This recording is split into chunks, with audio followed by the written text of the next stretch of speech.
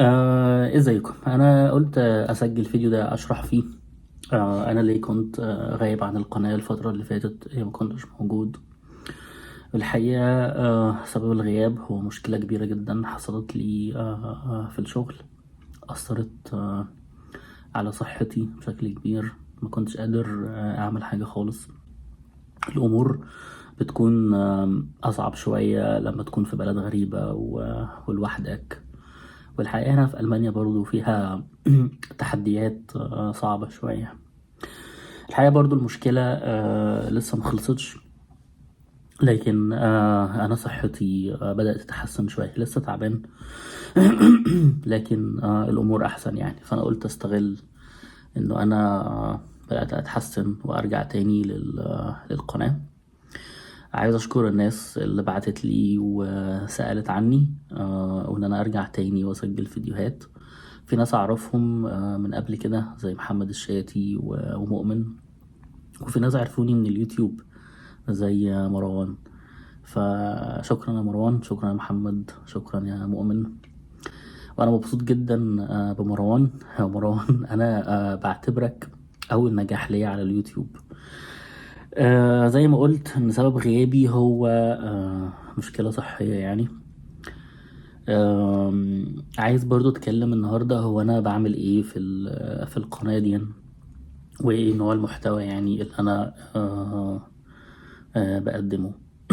الحقيقة معظم المحتوى اللي بتقدم على الانترنت بيكون اما محتوى بيستهدف الناس اللي ما تعرفش حاجة خالص عن البرمجة، فممكن مثلا يكون بيعلمهم لغة معينة، انا مش عارف هخليك تشتغل ايه وتعمل ايه وكده، ده جميل. او محتوى تاني الناس بيسموه سيلف براندنج، وده يا اما حاجات مكررة معروفة، الناس بس بتحاول تقول ان انا هنا موجود، انا هنا انا هنا، وده مش معنى السيلف براندنج. او محتوى الناس بتحاول تقول فيه قد ايه هم جامدين وعملوا حاجات ما حصلتش، وقد ايه هم يعرفوا احسن منك، فانت لازم تتابعهم وكده. في وسط بقى الحاجات دي في ناس بتعمل محتوى مفيد، فانا حبيت اكون واحد من الناس اللي بيعملوا محتوى مفيد. ايه الجاب اللي انا عايز اغطيها؟ الجاب هي الكوتشنج. في ناس اصلا تعرف برمجة، شغالين بمستويات بقى مختلفة، لسه مبتدئ او هو جونيور بقى، ميد ليفل، سينيور، وهكذا يعني. هو بيشتغل فعلا وشاطر وكل حاجة، لكن بيفتقد التكنيكس او الشخص اللي يعمل له كوتشنج ينقله من مرحلة للتانية. انا لا ادعي المعرفة بكل شيء، لكن انا عندي مجموعة حاجات اتعلمتها في عدد السنين الكثير اللي انا اشتغلتها في الفترة اللي فاتت في بلاد برضو مختلفة، وهو ده اللي حابب ان انا انقله. حابب اعمل عندي محتوى يساعدك تخلي الكود اللي انت بتكتبه احسن. انت اللي بتكتب الكود احسن. انا عارف طبعا وسط الاي اي والكلام ده الدنيا بتبقى مختلطة على الناس شوية. طبعا مش حابب اتكلم عن الاي اي دلوقتي، ممكن نرجع له بعدين، بس انا عايز نوع الاستثمار اللي يكون في القناة دي او المحتوى اللي انت بتشوفه هنا يخليك عارف التكنيكس، تخليك ممبر احسن جوه التيم بتاعك، تخليك منور، تخلي الكود بتاعك احسن، تخلي الكونتريبيوشنز بتاعتك بتتحسن بمرور الوقت. ومش بس تكنيكس تكنيكال، في حاجات كمان سوفت سكيلز هنتكلم عنها. فزي ما قلت ان الحاجة اللي بدور عليها او الحاجة اللي انا عايز اغطيها في القناة عندي هي الكوتشنج. ازاي تكون واقف عند النقطة A وبعدين توصل للنقطة B، واحدة ورا واحدة بقى، خطوة ورا خطوة، المبدأ بتاع التحسن المستمر اللي هيفضل مكمل معاك طول الوقت. في حاجات هتساعدني ان انا اقدم الهدف بتاعي ده وكلها معتمدة على الناس اللي هتشوفه وتهتم بيه وتتابعه.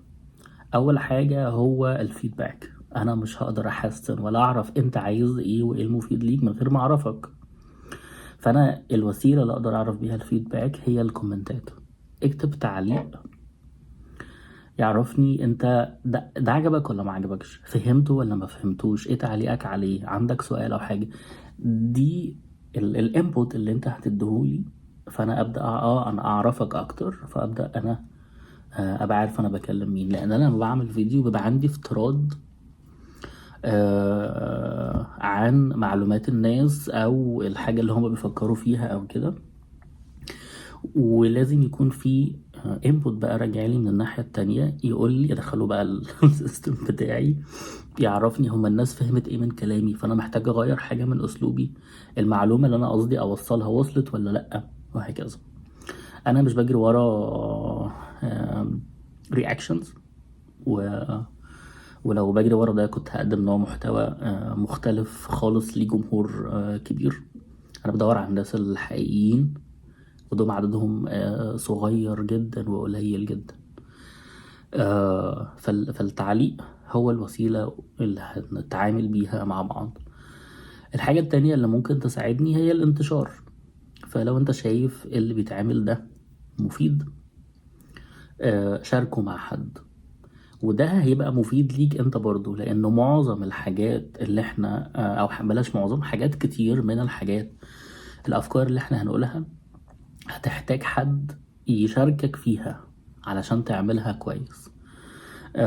طبيعة الشغل بتاعنا انك بتشتغل في فريق، لو انت شغال في شركة كويسة يعني. فالشغل بتاع التيم وورك والحاجات دي والمهارات دي انت محتاجها علشان تطور نفسك والكارير بتاعك.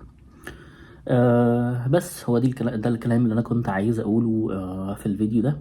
انا ما كنتش موجود ليه، انا بحاول اعمل ايه بالظبط.